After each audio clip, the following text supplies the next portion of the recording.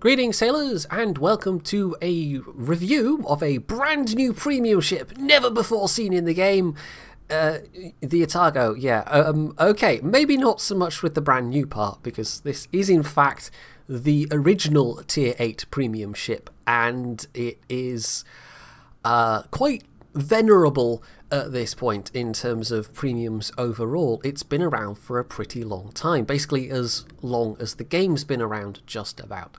So why am I reviewing this now? Well, in part it's because I never have reviewed it before, and also in part it's to take a look at how it does these days, because of course back when this was first introduced it effectively had better matchmaking because there were fewer tier 10s around, but as the lifetime of the game has progressed, and now that there are a lot more tier 10s, now that tier 8 see tier 10s a lot more often, I wanted to have a look at how the Atago actually deals with that. So the first game I've got for you is a top tier game, and you can see some of the real strengths of this ship. And then the second game, well, it's going to be a tier 10 game, and there's going to be a moment where I do a thing that's a bit silly, and you'll see just how easily I get punished, although not as easily as punished as I could have been had I been just outright blatted by an enemy tier 10 battleship, because that is the nightmare scenario for any tier 8 cruiser, is a Yamato or something turns their guns on you and you just get wiped out without a trace. But although that did happen when I was playing through this ship to get some replays for this video, it didn't happen too often because, well, if nothing else, playing the Atago, and the same goes for the Megami and really any of the tier 8 cruisers, if you want to survive and thrive in these things, you have to incredibly well pay attention to what's going on around you and just try and dodge accordingly, although that's easier in some ships than others. But this is one of the better ones for kiting, essentially, enemy ships, and that's what this first replay is going to have a lot of, is me just playing that kiting gameplay style. So as you can see, this is in fact the Takao, the ARP version of the ship, which is virtually identical. So I decided to use this replay because it is a good replay otherwise. The only real difference between the two is that this effectively is a version of the Atago without camo. It's also not a premium ship, so I don't get any of the premium bonuses when I'm playing this, but you can these days at least still swap your different Japanese captains, or you can use your ARP captains in Japanese ships, of course. So it has more use than it did when the ARP ships were first introduced, but it does seem a bit silly that these things don't even get the standard camo bonuses. Anyway, so we're going to run down the stats. I'm going to be paying particular attention to the Megami in comparison to this thing, but you've already seen one of the big differences between the Megami and this with the torpedo drop angles.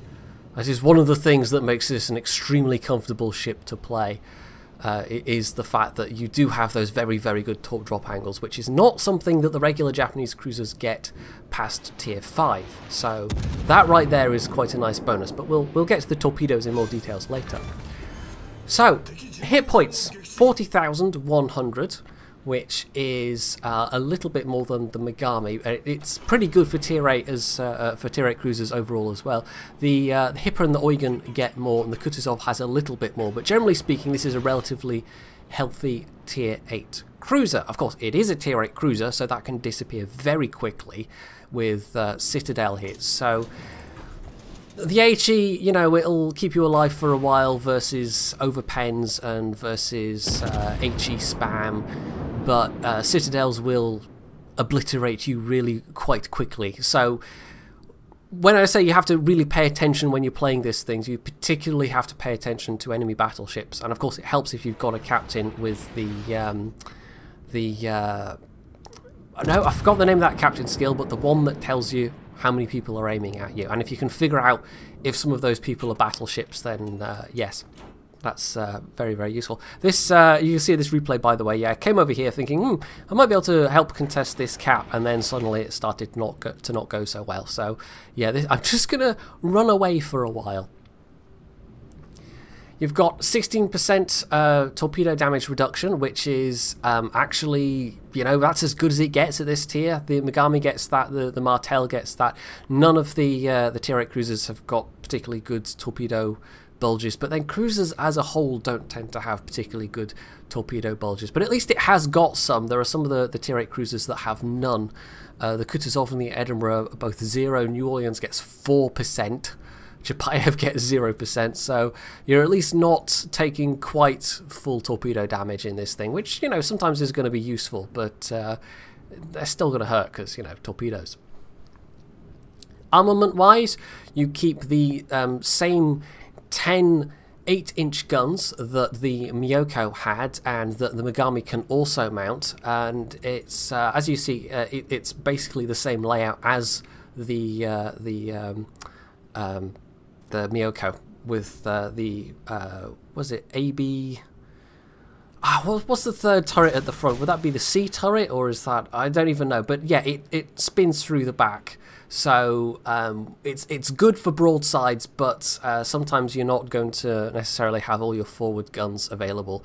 So bear that in mind. You know, expert marksman might be a decent skill, because the Japanese heavy cruiser turrets do not turn particularly quickly anyway, so that could definitely be a worthwhile skill. In fact, I can mention that right now. It's 27.7 second. No, that's the wrong ship. It's a 29 second turret traverse. So it's not too bad in the scheme of things. It's not especially fast, but it's really not too bad. I mean, most of the tier 8 cruisers are pretty reasonable. Most of them are better than that. This is still one of the worst ones, although the Megami is slightly worse at 30 seconds.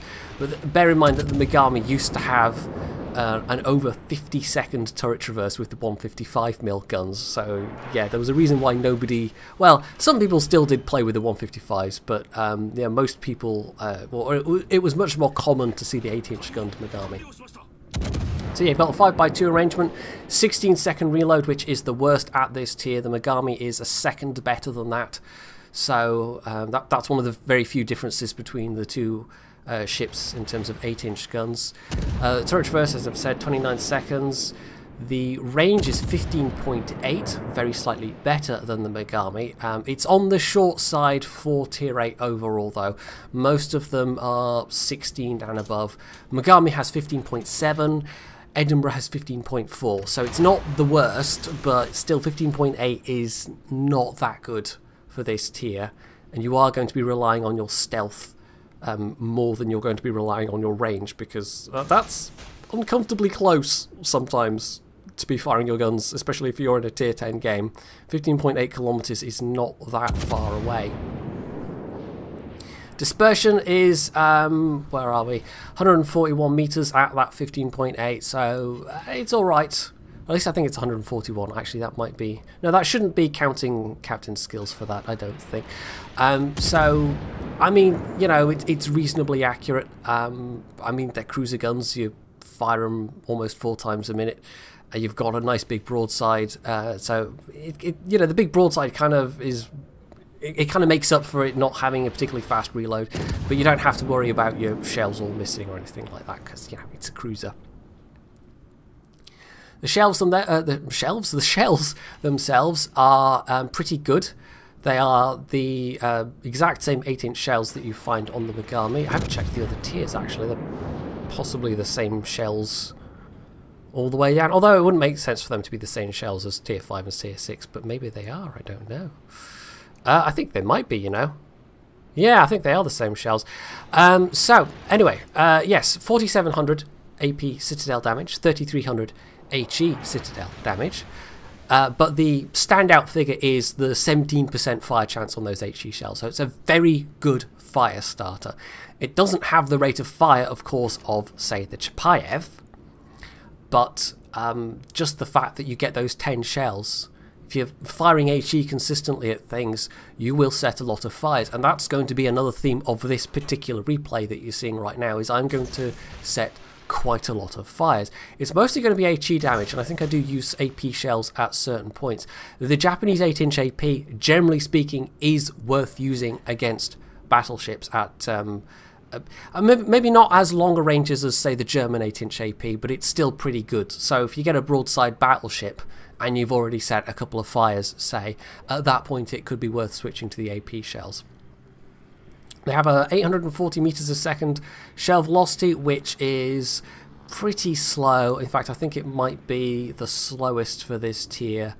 Yeah, only just though. The Edinburgh 6-inch guns are very slightly, like the initial velocity is very slightly better. The New Orleans actually has slower HE shells. So yeah, but because they're Japanese guns, they're not quite as floaty in their arcs as the American shells. So you don't have to give that much lead in the scheme of things. You've got, let's see, 127mm secondary guns, so you've got 4 5-inch secondaries, just the same as the Megami does. It does have the best secondary range of any of the Tier 8 cruisers, with 5.5 kilometers. At some point in the distant past, I noticed this when I was updating my spreadsheet, a lot of the Tier 8 cruisers used to be 4.5, and at some point along the way, they are now basically all 5 kilometers, except this thing, which is 5.5, and I think it's been 5.5 all along. So yeah, I mean, you could go for a secondary spec Atago, but I'm not sure it would be a particularly good use of captain points. So yeah, but I mean, it's there. You know, you might score a couple of extra hits in the scheme of things with those, but it's not going to be anything spectacular. When it comes to AA, well, this is the major failing of this ship. It has less DPS than the Furataka. It has, at least I think it's less DPS. It was definitely less DPS than the Alba. I can actually check that, although these might not be the most up-to-date figures. Where's the Furataka? No, okay, it's better than the Furataka. Oh, it's definitely better than the Furataka. It's worse than the Alba, however, in terms of its overall DPS level. It's got the usual 40 outer DPS, and then the rest of it's like 50, 51 inner DPS. If you take defensive AA on this, it's basically going to be to panic enemy planes. You are extremely unlikely to shoot down any planes with this. It's got by far the worst AA suite at Tier 8. The Megami's not that far ahead of it, but it's still got about, what, 30 extra DPS. In fact, it's more than 30 extra DPS. So it's pretty lackluster. The Japanese cruisers are not that good at AA across most of the tiers. I think the Zhao might be the exception. I think if you go for a full AA spec on the Zhao, you can actually surprise people quite badly because they don't really expect it. But across all other tiers, yeah, Japanese cruisers are not good at that, and the Atago is tier for tier probably one of the worst ones. Although, as I said, the Furataka, I think the Furataka is just about as bad at its tier, except then you have like the Omaha and the Marblehead and things like that. Well, actually, the Omaha's not that bad, I don't think. Well, it depends on what hull you're using on the Omaha, but the Marblehead is truly diabolically bad. It has like 11 DPS. It's got like tier 3 or tier 2 DPS on a tier 5 cruiser. So, yeah, it is a weakness. You can also mount a catapult plane on this. It is only a catapult fighter, so you've always got that available. There's no other options for that slot. But whether you take defensive AA or Hydro, that's entirely up to you. In this game I was using Hydro. I think in the Atago game you're going to see following this one it's a defensive, but I don't think I really got to use it there. But as I say, the defensive is purely for panicking enemy planes. So you're not going to shoot down much with it at all. Onto the torpedoes, it's exactly the same as the Atago, 10 kilometers, 62 knots, a minute 41 reload. Because they're Japanese torpedoes, they do have a pretty bad spotting radius, spotting range rather, 1.6 kilometers. Everybody else at this tier is 1.3.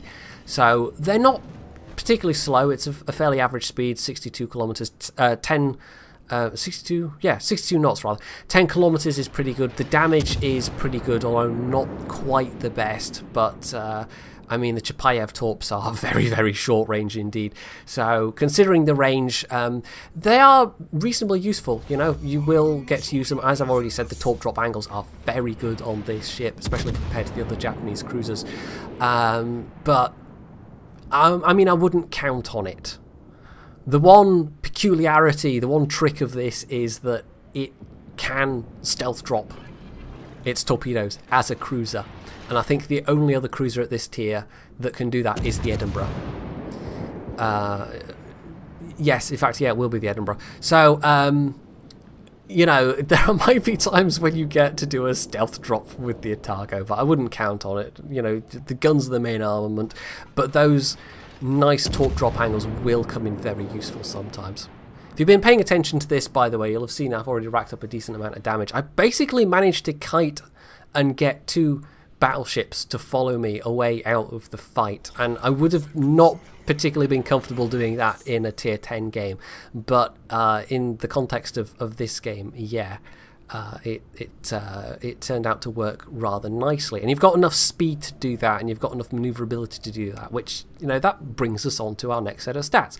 35.5 knots is your speed, which is the best at this tier. In fact, it's got a knot better than the Megami has, and it even beats what you would think of as otherwise being the fastest cruiser, the Chapayev, because generally speaking the Soviet cruisers are quite fast, but the Chapayev is a bit more average at its tier. Of course, the Martel will probably beat you in a straight line if it's got the speed boost on. I hesitate to try and do the maths on that in my head, but yeah, a Martel with a speed boost and the Sierra Mike flag will probably overtake you, but otherwise, yeah, 35.5 knots is good. That's one of the reasons why this is a really good kiting ship, why it worked very well for this scenario that you're seeing in this replay. I mean, this was an exceptional set of circumstances in that I was just able to keep dodging very, very well, and I had enough allied ships with me at various points that it worked out. And even when I didn't have allied ships with me, I was able to try and keep at max range and just kite away. One of the downsides, however, of that speed is that you've got a 790 meter turning radius, which is almost the worst. Well, I say almost the worst. The Chapayev is 100 meters worse, but this is the second worst. But that's like 790 versus 890 is a pretty big gap. The gap between the Atago and the next worst, which is, I believe, the Prince Eugen, yes, 770, which is inexplicably worse than the Admiral Hipper. It's one of the weird things about the Eugen, it's just a worse Hipper in a lot of ways. Yeah, so it feels a little bit stiff in the water, but if you're keeping your distance from enemy ships, it's not that big of an issue. If you're trying to get in close and torpedo beat destroyer torps, you know, that might be a problem at that point. But yeah, no, it's alright. It has enough maneuverability for what it does, basically. I've got an 8.1 second rudder response time. You can, of course, improve that with the use of a module or equipment, whatever word you prefer there, but I wouldn't personally go for that. I don't think it's going to make a big enough difference to be worthwhile.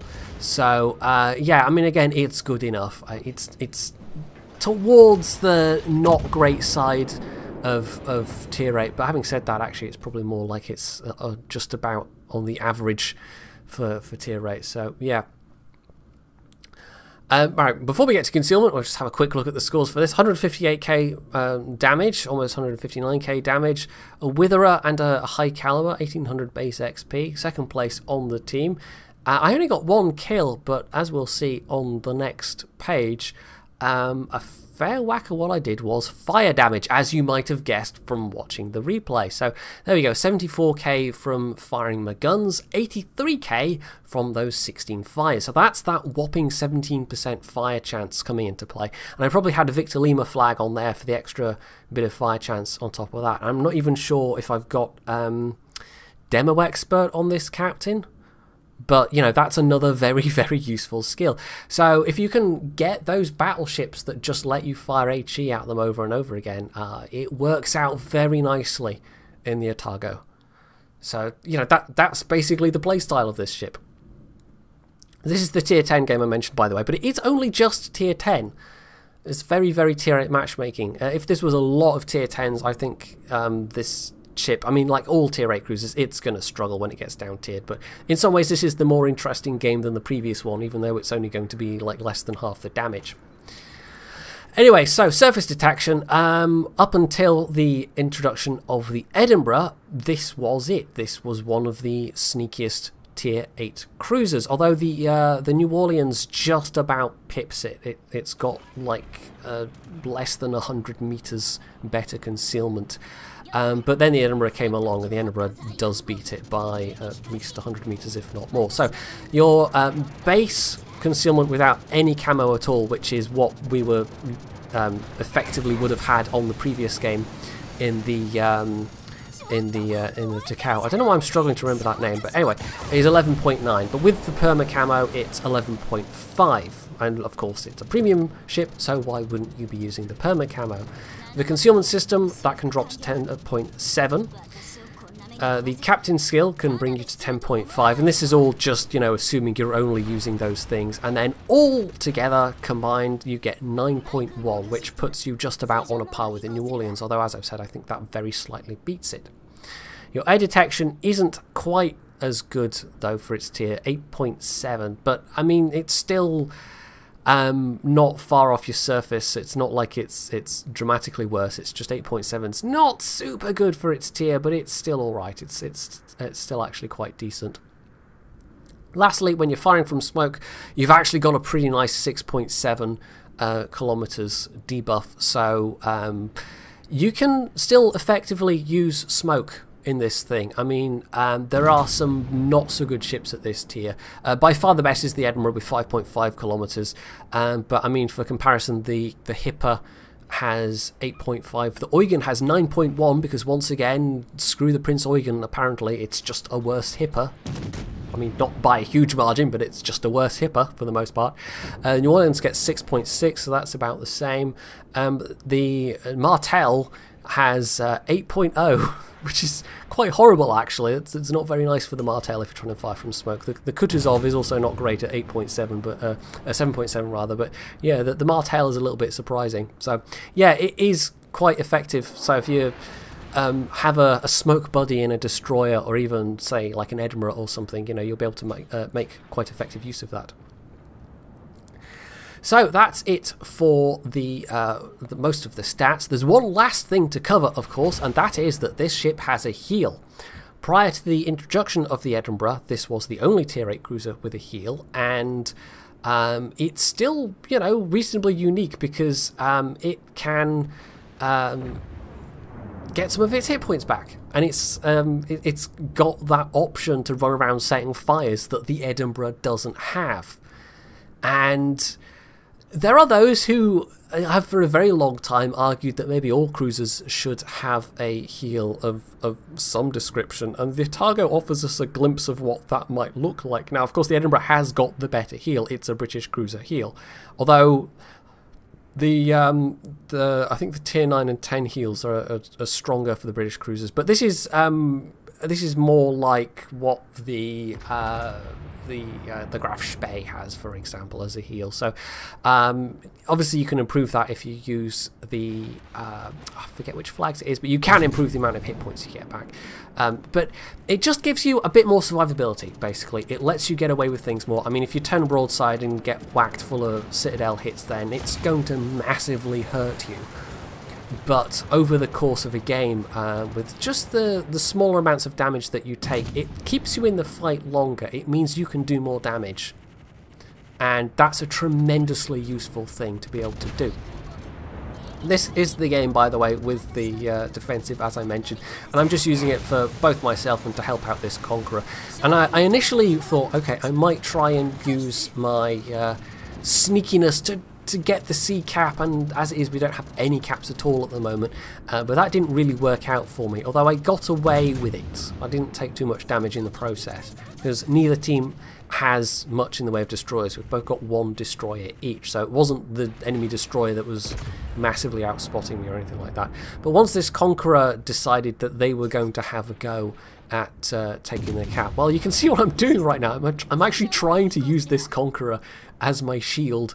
And of course they're getting the benefit of my defensive AAs, and also they're getting the benefit of my faster rate of fire. So if something does pop up nearby, if the enemy destroyer were to suddenly appear down at the sea cap, and there is something capping C at the moment, so it might well be that their destroyer has come down here. In fact, it seems very likely it's their destroyer because nothing else could remain stealthed right now. In fact, well, it has to be their destroyer. Yeah, I mean, I don't then have a Hydro to help this guy out, but he at least gets the benefit of you know, me helping out if and when this enemy, what is it, Z23, gets spotted. So there's the torps, we know where the smoke is, and we've also now got a cyclone starting to close things down a bit as well, which actually helps me out because it means I'm a bit less likely to be targeted by this curve first. This is a slightly unusual maneuver, I don't tend to do this, but just the fact that he was pushing in like that, yeah. You don't often get to use a tier 10 battleship as a meat shield, and generally speaking it doesn't work that well in World of Warships. You can't do that as you would in, say, World of Tanks, where you actually can use a teammate as a physical shield. You can actually block enemy shots, because I mean, you can try and make it a bit harder for someone to aim at you, but you can't stop them aiming at you entirely. The only way to do that is to get unspotted. So there we have the enemy destroyer's Hydro, and I don't have to be too worried as he's put torps out already. I'm just trying a couple of blind hits. If he's still in the smoke, then he's about to get into auto-detecting, auto-spotting range. Hydro, of course, of my own would have been useful here, but then I wouldn't have had the defensive available. It really is just like, it's up to you whether you take the defensive or the Hydro. The Hydro is probably going to be more useful more often, in terms of you're much more likely to see a destroyer up close than you are to have an aircraft carrier in a game. But there are times when that defensive scattering effect will save you, because just relying on the catapult fighter alone is not going to be overall that useful. So we've completely turned this around. We now have all 3 cap circles. Close on half the enemy team is dead. We've got the Storm helping us out a bit. And it's at this point I decided, okay, let's just try and do some damage. And you're going to see some of the fragility of the Atago. Now, it's not me trying to take on battleships at close range, but a Hindenburg is no joke. And although there is this other Atago that's quite close to me, as I say, the Hindenburg is no joke. So I tried an AP salvo just as he was turning away, so back to the HE. This is a kind of engagement where having expert loader in a captain would be very, very useful. Just having the lessened reload time if you decide you want to switch shells once you're fully loaded. But for that particular instance, it wouldn't have been that useful. So the other Atago's about to go down. I'm dumping out my own torps, although they're probably not going to hit because he's almost certainly got his own Hydro going, and he's also got an Atago friend back there as well. So yeah, once again, getting tantalised by him showing a bit of broadside, and the long reload isn't, you know, sometimes it works against you, but it's the penalty you pay for having that big broadside. And personally I wouldn't give up the big broadside, because mostly you're not fighting at ranges like this. Mostly you're trying to fight at further away ranges and just setting all of the glorious fires if you possibly can. So, the other Atago's down. I should be turning away at this point, and instead I'm turning back in, trying to reacquire this guy. And that's going to be my undoing. I'm going to tell you right now, I'm not going to survive this one. We're going to win. I mean, you can pretty much tell we're going to win, but I've overcommitted at this point. If I turn away, I'm going to expose way too much broadside, which is going to be not sensible against the Hindenburg's guns. So I've just committed myself to going towards him at this point, and you can bow tank a little bit, especially against other cruisers, but you kind of rely maybe more on your heel at this point in a situation like this. And oh hey, look, there's an Amagi as well. Well, okay, definitely rip. You'll see how effective these this armour is against 16-inch battleship guns firing at you at close range. Now, I don't think I do get Citadel in this one, but yeah, I'm still going to take a boatload of damage in the process. This is just way too many ships to take on at the same time. So this is what happens if you get greedy in, well, probably most Japanese cruisers, but this one especially, like you can't really do this. I mean, I got up close and personal, or tried to, with the, what was it, the Scharnhorst at the end of that previous game, but you know, that was in company. There was another battleship with me, or another ship with me that was taking the hits, and it was a battleship, so they could tank those hits much more effectively. And if it was a Scharnhorst, which I cannot remember at this point, but you know, those guns are much less of a threat. So you're not a tanky cruiser. Something like a Hipper could have gotten away with that a lot more. The heel will only carry you so far. The armor is not that good on the Atago, and so this is when I was saying earlier on, you really have to have your head on a swivel. You really have to be paying attention to what's going on around you. And the same is true of basically every other tier 8 cruiser, apart from maybe the Hipper, which is and the Eugen, which are the only ones that do have any kind of particularly effective bow tanky armor. But that said, I still did reasonably well in that one. It wasn't that much below the XP I had in the previous game. Even with all the defensives, and even though it was a tier 8 carrier, I still only shot down a couple of planes. So that just shows you that, yeah, the AA is not very good. It really isn't very good. But that was still a pretty reasonable game, and I still made a pretty reasonable profit overall. In a harsher tier 10 environment, when there's a lot more tier 10s around shooting at you, you just have to play it cautious. And all these things go for basically all the tier 8 cruisers. So if you can learn to play the Atago and survive and be effective in this ship, then all of that also goes for other tier 8 cruisers. Basically, it's just the Atago on top of what most of them get. It has the heel, and it has those really nice drop angles, and it has that best in class HE fire chance alongside the 8-inch gunned Megami. Although it's not necessarily the best fire starter at this tier. The Chapayev and the Kutuzov are, you know, they just have the rate of fire, and the Martel's not that far behind it, although it has fewer guns, of course, but only by one. So very lastly, we're going to take a quick look at the armor. I mean, it's a tier 8 cruiser, and as I've said, the armor's not that good, so you're not going to want to rely on it, but you know, we're here, we might as well take a quick look. So most of it, as you can see, is 25. You've got 16mm superstructure. All of that means, of course, that you are quite vulnerable to IFHE 6-inch gunned ships.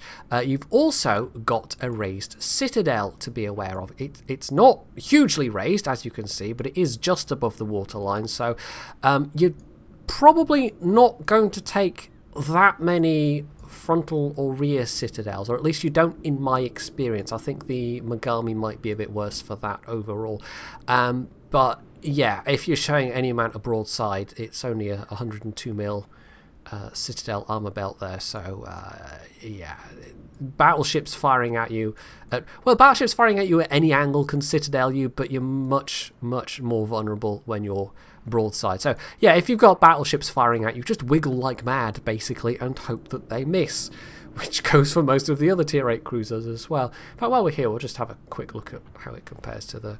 Yeah, so I think Megami overall has a slightly bigger Citadel area. And of course, it's got a more comfortable turret layout than the Atago, which is... That's more of a holdover from the, as I said, the Miyoko class. I think this was actually kind of a development out of the Miyoko class of ships. So, is it worth it? I would still say yes. I would say this is a good ship, as I've said, but it's not a ship where you can just jump into it and expect to derp away and have some measure of success, as with, say, the Tirpitz or the Alabama. You really do have to pay attention. You have to think about what you're doing. You have to think about the angles that enemy ships have on you. You have to think about, you know, do I want to stealth up at this particular moment? Is it worth me opening fire? Basically all of the things that will serve you very well in other cruisers.